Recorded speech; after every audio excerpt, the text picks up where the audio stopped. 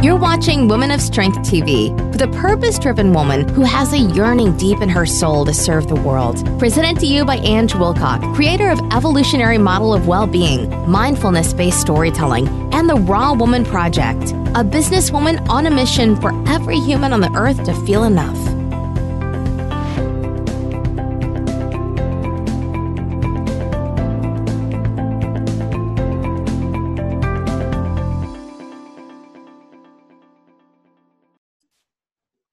Hi, welcome to another incredible interview of Woman of Strength podcast and TV.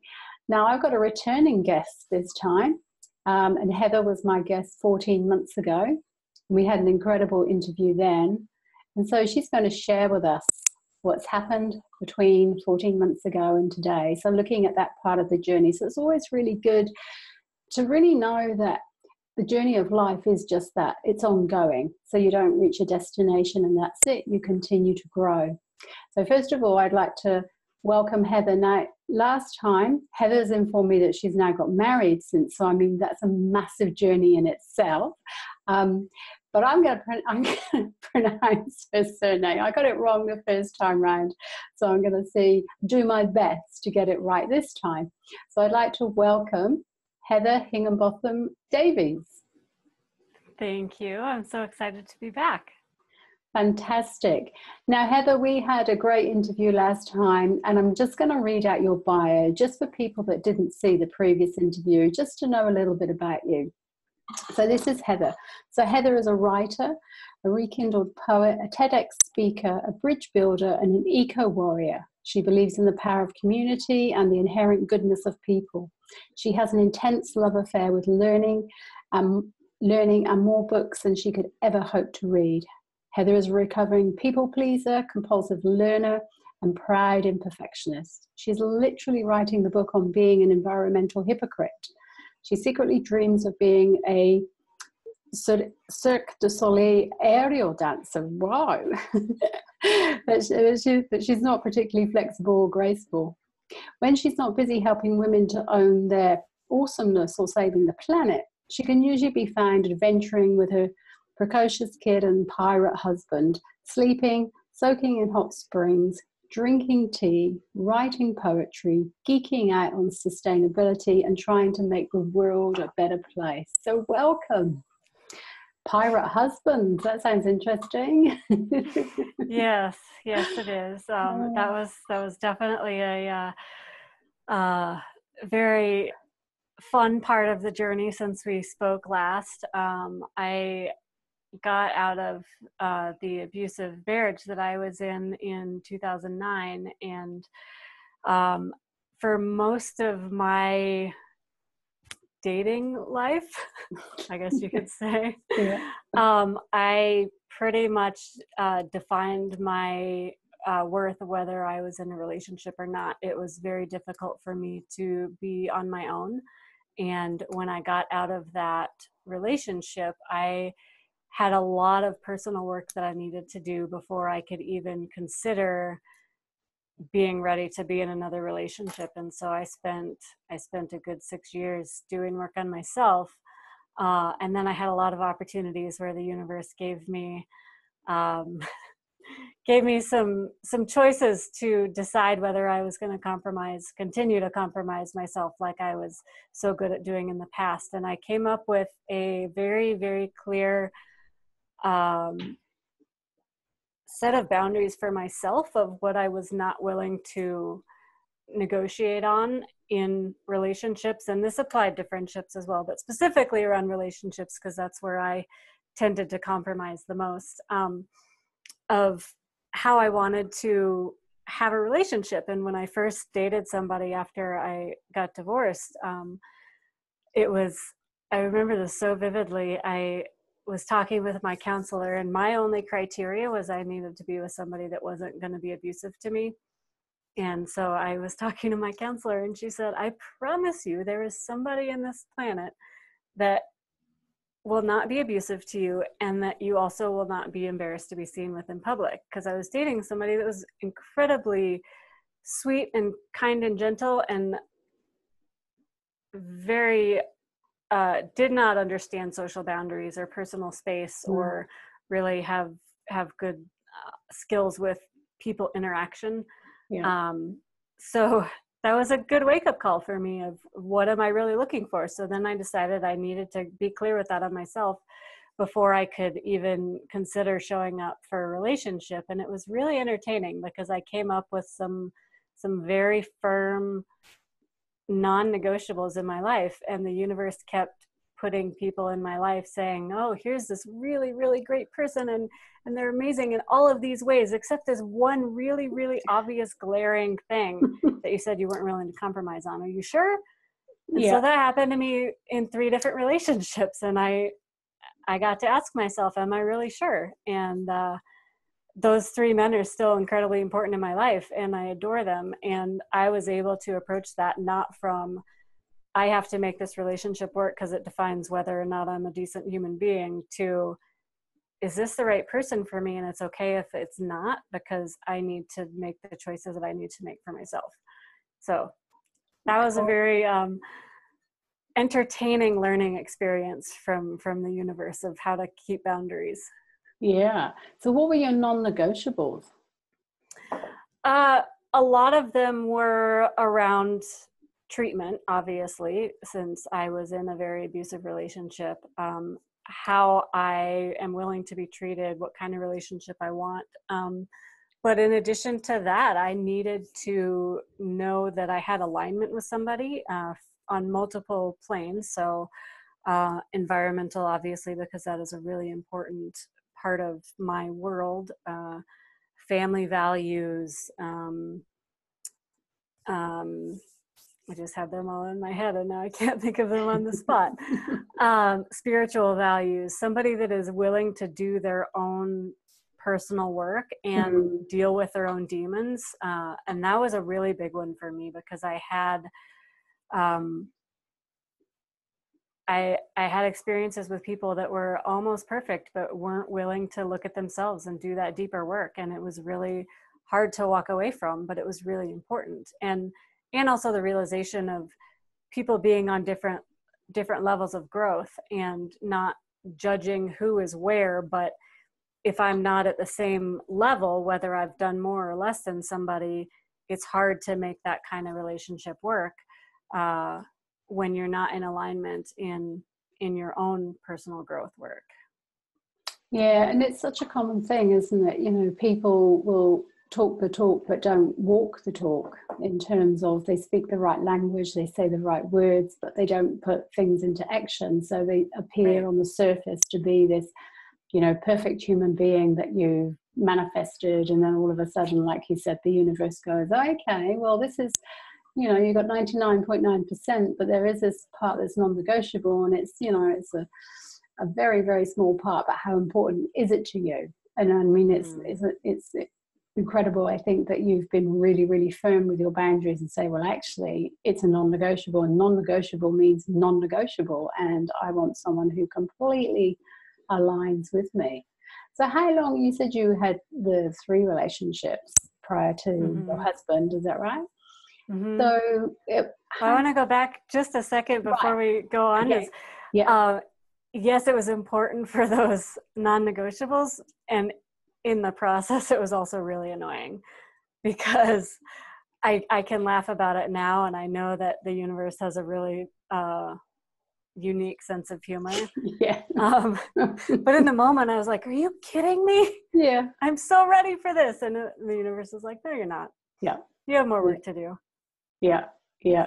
And that was my sort of probably a little bit around my next question is, so how long were you in those, you know, those 3 relationships before you realized, actually, this is not the one for me? Was it a long time? Was it quite quick? Or how did that sort of show itself? Because I think, you know, lots of women would be interested in that, because when you've come out of an abusive relationship and then you walk into someone who's very caring, who's very giving, who's complete opposite to what you're used to, it's easy to fall into that space, isn't it? You know, well, this is so different, this must be the right one, and yet there's that element that actually this is not quite right. So yeah, absolutely. And it was simultaneously very relieving, but also terrifying at the same time, going into new relationships.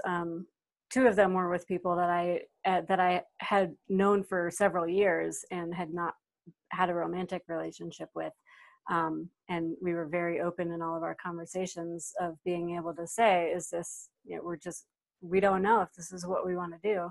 And one of them was somebody that I didn't know at all and ended up in a relationship with. And so that was a lot harder, because it's trying to get past those walls that we all put up of defenses, and also how we want to present ourselves to the world.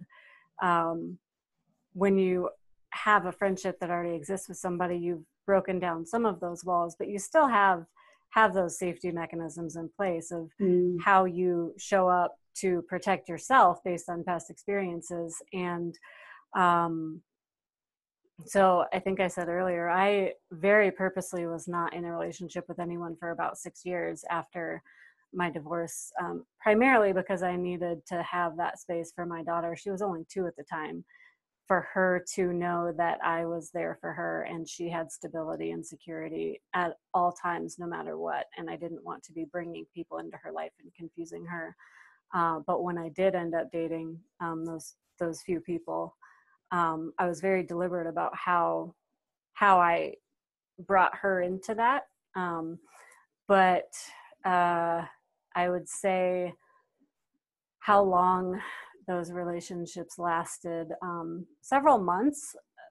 But it was, if we hadn't been able to have those open conversations of being realistic about whether it may or may not be right, it probably would have been significantly longer before realizing that it wasn't the right fit for me, or for them. Yeah. So what was it that told you? Was it instinct? Was it, what was it that said to you, this isn't the right fit? I kept trying to convince myself that those boundaries that I had set that were so important, maybe they're not that, maybe they could be a little bit flexible. And I had to keep saying, you've been down this road before. And if you want to have a relationship where you can show up 100% all in with that ridiculous giddy grin, knowing that no matter how you present yourself, it's going to be accepted, that I had to keep those boundaries. And I was actually just having this conversation with a woman the other day who was commenting about potentially being ready to start dating after being divorced for quite a while. And I can honestly say today, and I've never experienced this in any relationship before, is that I know that I can show up 100% real with my husband, no matter what, whether I'm spiraling and going into PTSD flashbacks from my abusive marriage, or whether I'm freaking out about something that's happening with my kid, or just having general lack of self-confidence, whatever it is, I can show up and I know that I'm going to be held and accepted. And I've never had that amount of freedom in a relationship before. And it's really amazing. And now I know that that's why I had to learn all those lessons and be able to hold those boundaries, to be able to be open to accepting that kind of relationship and that kind of trust in somebody, and to be able to share it with someone. Yeah. And so have you done, obviously you have done the inner work around those boundaries and why you were trying to compromise them. What did you come up with when you were in that space? What's been the most interesting for me in this process is when we spoke 14 months ago, I felt like I was doing really well. I had actually just, my husband and I, who I've actually known since I was 18, we've known each other for a very long time. And we had a conversation for about 4 years on whether or not a relationship was right for us before anyone ever knew we were even having that conversation. But we had just gotten to the point where we were thinking maybe we wanted to try this. And what really struck me was that I felt like I had done so much work, and I had, but I had no comprehension of the level, the depth that violence and abuse has affected me. All of the counseling work I had been doing was on how to co-parent, how to exist in this situation with somebody that had been abusive to me. But I hadn't been in that deep level of an intimate relationship with somebody. And as we started moving forward, and I started recognizing physiological things coming up for me, psychological things based on a decade and a half of conditioning from being in that abusive relationship, and going to counseling specifically for PTSD work, because I had not realized how much that impacted my ability to function in a relationship with a romantic partner. Gosh, so it was a big journey then, wasn't it, really? You know, that the time and the inner work that you had to do to get to, it sounds like an incredible place that you're in right now. Mm-hmm. And I'm still doing it. I still have moments where I can say, I mean, I joke sometimes that I feel like I'm PETA in the Hunger Games, because something will happen that from his perspective is completely benign, but from my perspective sends me spiraling. And I have to ask him, is this real or not real? This is what's happening for me. This is the story I'm telling myself. And he'll sit me down and say, this is what actually happened. This is my intentions of whatever the interaction was. It was nothing directed at you. It was not personal, but my internal reactions are, oh shit, I did something wrong. Yeah. He must be upset with me. I need to figure out how to fix this, or walking on eggshells. And when you're so conditioned in those relationships to immediately go on the defensive and feel like whatever it is was your fault and you need to somehow repair the damage, it's really, really hard to break yourself out of that cycle. And so I've been able to recognize it coming up for me and actually say it out loud to him and say, this is what's happening for me right now. Is this real? And he can say no. And then I'm actually trying to retrain my brain, rewire my brain, because it's been, the neurological pathways get so worn down over time that I actually have to retrain my brain so that I don't go straight to that fight or flight, the world is about to end mode. Yeah. And that takes time, doesn't it? Creating those new neural pathways, because like you said, those other ones have been there for such a long time that those connections are just immediate without even thinking about it. It's just that, you know, the fight or flight, you're just reacting to the situation. You don't get time to think. You think, you know, your thinking pattern is very much, it's around fear and there's, you know, something's going to happen to me. But the reality is something quite different. But it feels real, obviously, for you at the time. So so to continue to do that work and have someone who's going to hold that space for you and enable you to feel safe to be able to do that must feel incredible. It really is. Yeah. Wow. So what would your advice be to women who are currently in a relationship, or if they're just about to embark on a relationship? This is the advice that I gave to my friend the other day, and she looked at me like I was crazy, and then she thought about it for a second and said, actually, that makes sense. And when I started thinking about it in this way, it completely changed how I approached both relationships and friendships, anybody that I have in my life. So it doesn't just have to be limited to a romantic partner, but being able to approach relationships from the perspective of, is this energy right for me? Is this what I want in my life and what I need in my life and what lifts me up and makes me feel good about myself?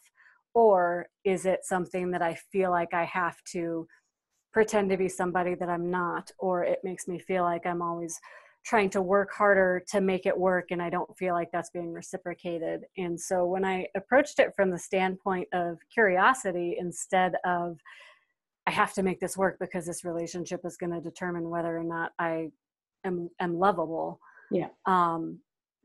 It was so much easier to to relax and be myself and show up authentically and be able to say, I'm going to be who I am. And this person may or may not adore me. And if they don't, then it's pretty clear that that's not the person that's right for me. And not putting judgment around it, but just saying, I believe fully that I deserve somebody who thinks I am the raddest person on the planet. Yeah. And if I'm with somebody and I'm trying to convince them how awesome I am, not only is it exhausting, it's also pointless because you don't want to spend your life convincing somebody how amazing you are. You want them to love you for who you are and be able to show up as who you are. And once I was able to see that difference, it took a lot of that pressure off. And instead of feeling like I have to make this work, I was like, oh, is this going to work?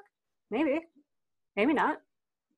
That's so true. You know, what you said, I mean, about, you know, you don't have to convince someone how awesome you are. They just have to see it. If you have to put that energy in to trying to convince them, then yeah, like you said, they're not the right person, are they? There's nothing wrong with them. They're just not the person that you want, you know, to have that relationship with. Right. And being able to take that judgment out of it. It's so hard. And I know a lot of women listening to this will say, that's great, I'm glad you could do that, but it's not that easy. And I fully recognize that. And I mean, it took me almost all of my 38 years until a couple of years ago, I figured this out to approach things differently. And so be patient, be gentle with yourself. You deserve somebody that adores you. Yeah, and what I hear you saying is valuing you. What you've done is you've stepped into that place of, I value who I am, I like who I am, and I'm clear about what I want and what I deserve. And this is what it looks like. And if this other person, whether it's a friend, whether it's an intimate relationship, whether it's a family member or whatever, if they can't value me for who I am, then actually I don't need them in my life, or they're not the person that I want to spend a lot of time with in terms of growing into myself, because you need to feel safe with those people, don't you, to be able to do that. Otherwise you go back into that people pleaser again, which is, we don't want to go backwards, we want to keep moving forward. Yeah.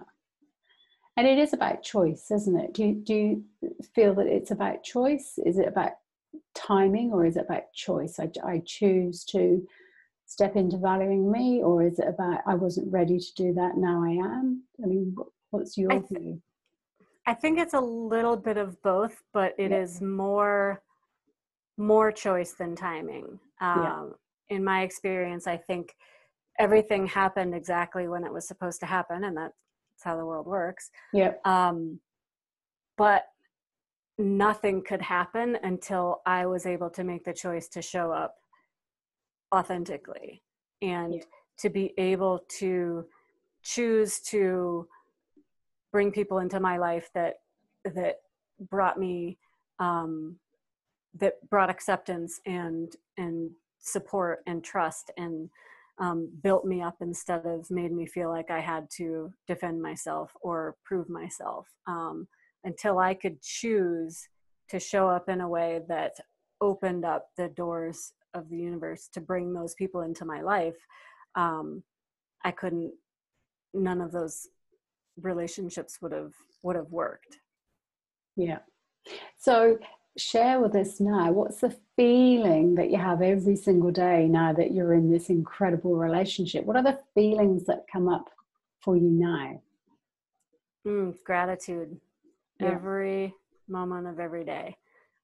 Knowing that I have somebody that I can fall apart in front of, and he will be there to hold me and let me fall apart, not to fix things for me, but to say, I'm here to support you. What do you need? And that's a big change, instead of having somebody that either tells me that I shouldn't be falling apart, or tries to fix things in ways that don't work. Just having that unconditional love and support is incredible. Sounds like it. Sounds amazing. And so if you were to leave just one last gem for women, what would that be? What would a little piece of advice be? I'm gonna look at my notes.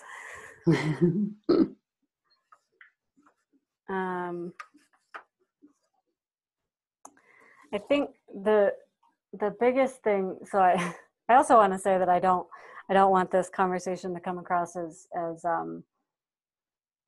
everything I'm doing is based on my success in having a relationship and getting remarried, because that isn't it at all. I'm grateful because I have a supportive partner, and I'm still doing all of my work every day, and it's a journey. I'm never going to be done doing my work. I'm raising my child who is 12 and seeing the effects of alcoholism and abuse come out in her, and trying to hold space for her and help her go down her own path and learn how to find her own healing and recovery. And I think the biggest piece of advice I can give is just to trust that you are strong enough, and that you will know exactly what needs to happen when it needs to happen, and you are the right person for the people in your life. And if you feel like something isn't right, then you should trust your gut and instincts. Yeah, fantastic. Well, thank you so much, Heather, for sharing that. And for our viewers and listeners, I would invite you to go back and listen to Heather's original, the first interview we did, and so that you can see and hear the difference in just 14 months, because that gives other people hope too, doesn't it? It's like, this has been 14 months and this is the space that you're in now. And like you said, it's a journey. You continue to grow, you continue to understand more about yourself, you continue to release things that no longer serve you.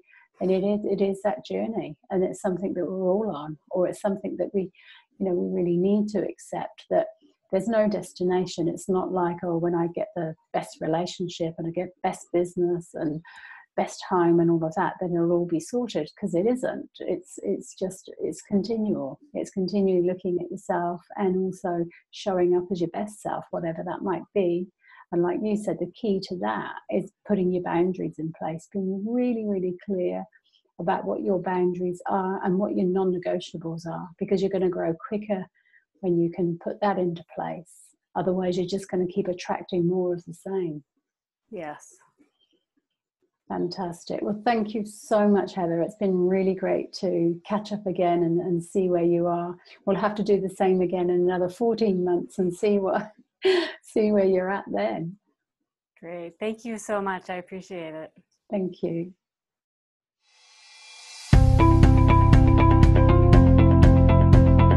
Remain real, authentic, and whole. Be yourself and continue to follow your dreams. Thank you so much for watching, and we'll catch you next time on Woman of Strength TV.